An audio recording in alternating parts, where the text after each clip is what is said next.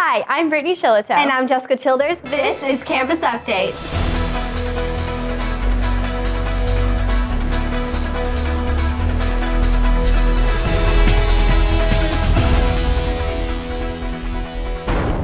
On Sunday, February 26th, the 84th Annual Academy Awards was held at the Kodak Theater at the Hollywood and Highland Center. It was a very glamorous night hosted by Billy Crystal. 24 prestigious Oscars were given out. Some of the winners include Meryl Streep for Best Actress for her role in The Iron Lady. Best Actor went to Jean Dujardin for his role in The Artist. And the most anticipated award of the night went to the film The Artist, winning Best Picture. On Friday, March 16th, the AOSA Project will be hosting a free art show for HBHS from 6 to 10, located at 16821 Algonquin Street. The AOSA Project's purpose is to give back and be involved in the community and support awareness of the importance of art in our community. The show will be a variety of artwork from talented art students in Mr. Howard's advanced art classes.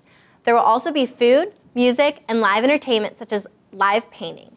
Don't forget to stop by 16821 Algonquin Street at the AOSA Project in HB for a fun and eventful night. Congratulations to Elizabeth Romero for being one of the 2 finalists in the non-classical voice category of the Spotlight Awards.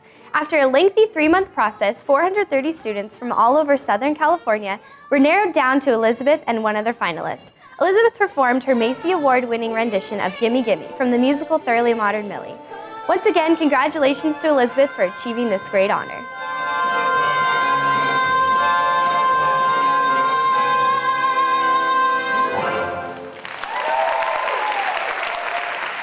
Up next, we have Mariana Mello with this week's Facebook Challenge. Let's go surprise last week's Facebook Challenge winner. Hi. Is there a Taylor Rosset here?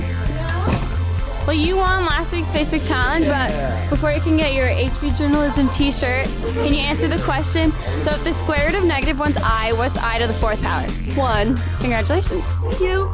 This week's Facebook Challenge question is a CST World History question. When a country's constitution requires the branches of government to remain independent of each other, it is adhering to which constitutional principle?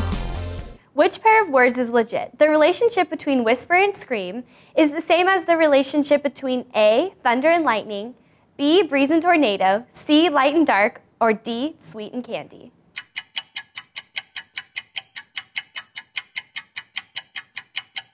The answer is B, breeze and tornado. Tornado season is starting, but meteorologists are having a particularly tough time predicting roughly how many there will be, when and where they will hit, and how bad they will be when they arrive. Preliminary reports show that 95 tornadoes struck in the United States in January, which is an enormous increase in comparison to the 16 tornadoes reported in January of 2011. The very nature of tornadoes makes them a wild card when it comes to weather disasters. However, this summer, the National Weather Service is holding a specialized conference in hopes of figuring out a long-term tornado prediction method. Here's Alyssa Grimaldi with What's Happening. What's happening? A reminder to all those who want to participate in the 3rd Annual Film Festival. The due date to turn in your film will be on March 15th. Your film can be no longer than 7 minutes, and the film festival will be on April 5th. For more information, visit hbappa.org. And that's what's happening. Every year, the AP Environmental Science classes take a field research trip to Yosemite, Joshua Tree, and Catalina. These trips were made possible with the help of Nancy Caruso and her program Get Inspired. Her program also recognizes sustainability projects for these classes that restore endangered species such as white sea bass and abalone. Here's Nancy Caruso with more information. I'm a marine biologist and the founder of a nonprofit organization called Get Inspired. I have the opportunity to work with students from all over Orange County every year on projects to help the environment and to get people excited about science. Hi, my name is John Su. I am part of the White Sea Bass Research and Sustainability Project here at Huntington Beach High School. Essentially, I help Nancy Caruso with monitoring the tank by taking basic water chemistry tests and feeding the white sea bass on a regular basis. Being part of the White Sea Bass Project has been a really meaningful experience for me, allowing me to be exposed to science at such a young age. We're also doing some programs here in the classroom to get the the threatened abalone, green abalone that used to grow along our coast here. We're growing them in the classroom to help restock them in the ocean. It's very exciting, and students are very willing to do research and help out with these projects, and I'm excited to work with the students at Huntington. Every 4 years on February 29th, we have an extra day. A leap year was introduced over 2,000 years ago in the Roman Empire by Julius Caesar. It occurs partly because of our calendar and partly because of the way the Earth moves. The idea of leap year is to keep the summer and winter solstices and spring and fall equinoxes close to the same day on the calendar each year. Because without an extra day every 4 years, the seasons would gradually shift and eventually throw our calendar completely off. I'm Anya Atterbury, and I'm here with Mr. Gorin's Environmental Sustainability class to ask him a few questions about what's going on with their program. What I find to appreciate most about the environmental responsibility class is that we discuss very important issues and topics pertaining to the environment. We're taking people's trash and turning it into money that's going towards the class and the school. It's a really fun class because I really like being a part of something. It's almost like a club where I can do something beneficial to our school. There's many aspects of the class I like. One of the main aspects is informing people about recycling and the environmental issues that are upon us. With 3,000 people, we always have a common issue of finding tissues and napkins inside our recycle bins. We strongly urge students to know that even though they are made of paper, we want them to know it's for the trash can, not the recycle bin. We found half-eaten sandwiches, bags of cereal, there's a lot of milk cartons that can't be recycled, things like that we just don't need. My biggest pet peeve is when people throw away their half-drinking Starbucks cups because it fills up the bottom, gets all crusty and gross, and we're the ones that have to clean this out, combined with the fact that it just smells something awful. So a couple of things we're going to be doing coming up this year with the class. We're going to be growing more food and hopefully supplying that to the school in one way or another. We're going to install a new ocean-friendly garden around the C building. We're repainting the recycling cans. We're going to try to revamp the recycling system so people know what to do and what not to do regarding recycling goods and putting trash in its place. There's a student parent informational meeting Tuesday, March 13th at 7 p.m. in the Student Center for everyone wanting to try out for cheer. At this meeting, you'll be meeting with the coaches, find out about the program, and pick up your tryout packet. If you have any questions, see Miss Brady in room D2. Here's James Olive to update us on the girls varsity basketball CIF games. Just over a week ago, our Huntington Beach girls basketball team defeated the El Toro Chargers. Kelsey Minato led the team with 14 points. Paola Roa followed closely behind with 13 points, including one three-pointer. Jill Nuquezo, Maya Kennedy, and Danielle Kennedy helped reach the final score of 51-39, sending them to the finals, where sadly they suffered a close loss of 56-51 to Summit. Katrina Collmore here in the College and Career Center to give you more information on the upcoming SOAR test. The SOAR test is a college placement test for community colleges, and it tests you on your math and English skills.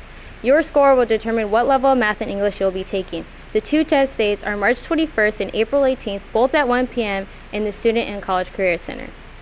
It is advised to take this test seriously. If you need more information, come down to the College and Career Center and ask Ms. Huebner for more help. Back to you in the studio. Now we have James Hanrahan with another new staff member, guidance specialist, Ms. Salcido. I attended California State University, Fullerton. I graduated May 2010.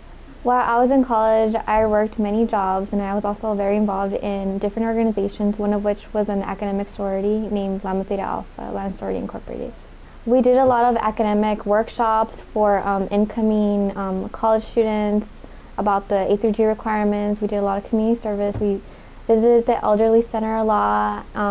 We did a lot of fun events as well, a lot of mixers and fundraisers to raise money. And that year we won Sorority of the Year and Organization of the Year for the entire campus. Yes, I would love to do community service with you. I'm James Hanrahan, and this is the trash pickup.